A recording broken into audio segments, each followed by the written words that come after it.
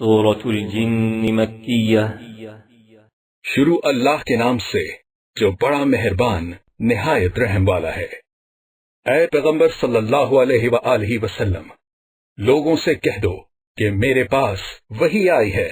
کہ جنوں کی ایک جماعت نے اس کتاب کو سنا تو کہنے لگے کہ ہم نے ایک عجیب قرآن سنا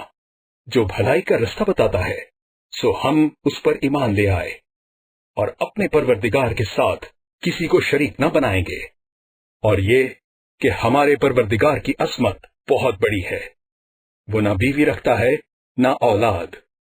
اور یہ کہ ہم میں سے بعض بے وقوف اللہ کے بارے میں جھوٹ افتراء کرتا ہے، اور ہمارا یہ خیال تھا کہ انسان اور جن اللہ کی نسبت جھوٹ نہیں بولتے، اور یہ کہ بعض بنی آدم بعض جنات کی پناہ پکڑا کرتے تھے، اس سے ان کی سرکشی اور بڑھ گئی تھی، اور یہ کہ ان کا بھی یہی اعتقاد تھا جس طرح تمہارا تھا کہ اللہ کسی کو نہیں جلائے گا، اور یہ کہ ہم نے آسمان کو ٹٹولا تو اس کو مضبوط چوکیداروں اور انگاروں سے بھرا ہوا پایا، اور یہ کہ پہلے ہم وہاں بہت سے مقامات میں خبریں سننے کے لیے بیٹھا کرتے تھے، اب کوئی سننا چاہے تو اپنے لیے انگارہ تیار پائے، اور یہ کہ ہمیں معلوم نہیں کہ اس سے اہل زمین کے حق میں برائی مقصود ہے یا ان کے پروردگار نے ان کی بھلائی کا ارادہ فرمایا ہے، اور یہ کہ ہم میں کوئی نیک ہیں اور کوئی اور طرح کے، ہمارے کئی طرح کے مذہب ہیں، اور یہ کہ ہم نے یقین کر لیا ہے کہ ہم زمین میں خواہ کہیں ہو اللہ کو ہرا نہیں سکتے اور نہ بھاگ کر اس کو تھکا سکتے ہیں، اور جب ہم نے ہدایت کی کتاب سنی اسی پر ایمان لے آئے،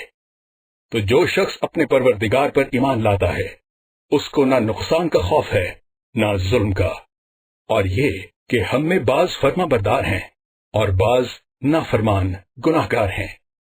تو جو فرما بردار ہوئے وہ سیدھے رستے پر چلے، اور جو گناہگار ہوئے وہ دوزخ کا ایندھن بنے۔ اور اے پیغمبر صلی اللہ علیہ وسلم، یہ بھی ان سے کہہ دو